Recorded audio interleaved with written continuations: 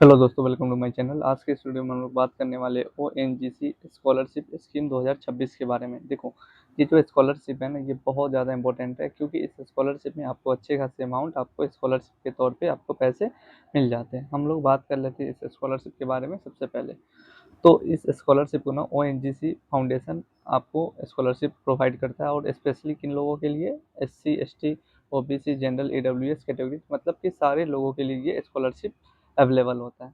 अब हम बात कर लेते हैं, थोड़ा सा इसका डिटेल्स देख लेते हैं। तो administered by ONGC foundation. Targeted audience कौन कौन से है? तो फर्स्ट ईयर के engineering students, MBBS students, MBA या मास्टर्स जियोलॉजी जियो फिजिक्स वाले स्टूडेंट्स है।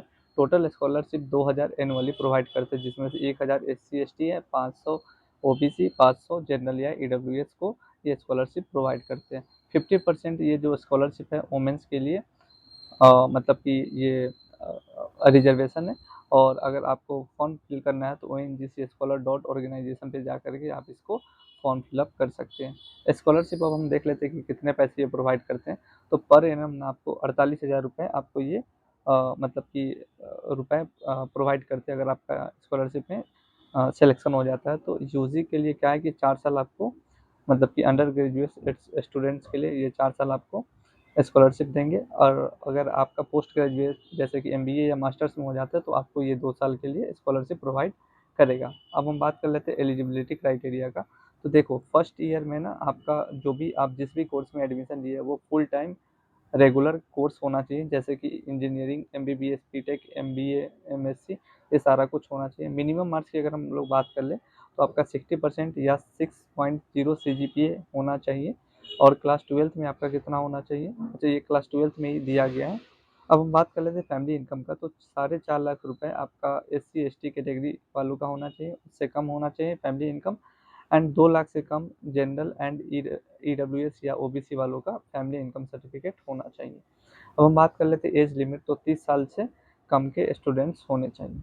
इंपॉर्टेंट रजिस्ट्रेशन डेट्स की बात कर ले। देखो, ये जो ओपन है ना, ये 1 अप्रैल 2026 को होता है, और इस साल के लिए ये स्कॉलरशिप समाप्त हो चुका है। तो आप इसे अगले साल ही जा करके फिल कर सकते हो। तो याद रखना, 1 अप्रैल 2027 से पहले ये आप स्कॉलरशिप, मतलब कि 1 अप्रैल 2027 को ये ओपन हो जाएगा। और 15 मई लास्ट डेट था, तो अगले साल भी ये 15 मई को ही होने वाला है। और रिजल्ट कब तक अनाउंस हो जाएगा? मतलब जून 2027 में अनाउंस हो जाएगा। और जिन्होंने 2026 का फॉर्म भरा था उनका कब तक हो जाएगा? उनका 2026 तक हो जाएगा। अब देखो, students must first register on the NSP to generate OTR before applying on the ONGC portal. सबसे पहले आपको एनएसपी पे जा करके ओटीआर क्या करना पड़ेगा? जनरेट करना पड़ेगा, तभी आप इस फॉर्म को आप फिल कर सकते हैं। अब रिक्वायर्ड डॉक्यूमेंट्स की बात कर ले तो आपका एज प्रूफ, जैसे कि बर्थ सर्टिफिकेट होना चाहिए, या क्लास क्लास 10th का मार्कशीट आपके पास होना चाहिए, क्लास 12th का मार्कशीट यूजी वालों के लिए, एंड ग्रेजुएशन का मार्कशीट पीजी वालों के लिए होना चाहिए। इनकम सर्टिफिकेट भी आपका, मतलब कि गवर्नमेंट बेसिस पे होना चाहिए। ऐसा नहीं है कि कोई भी आप डुप्लीकेट ला करके दे रहे हैं। तो गवर्नमेंट वेरीफाइड होना ज़रूरी है। अगर आप कोई कास्ट से बिलोंग करते हैं तो उसका भी आपके पास सर्टिफिकेट होना चाहिए, जैसे SC, ST, OBC.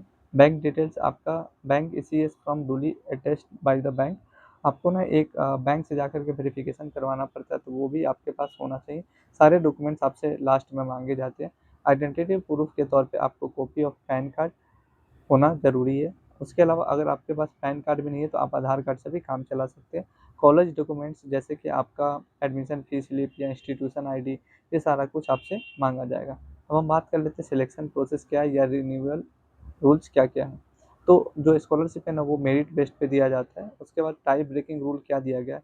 In case of the equal marks preference is given to the students with lower family income prioritizing from those BPL family. जो अगर टाई ब्रेक हो जाता है तो सबसे पहले ये देखा जाएगा कि जिनका लोअर फैमिली इनकम है ना, उन्हें ये स्कॉलरशिप प्रोवाइड किया जाएगा। अब हम बात कर लेते हैं रिन्यूएबल क्राइटेरिया का।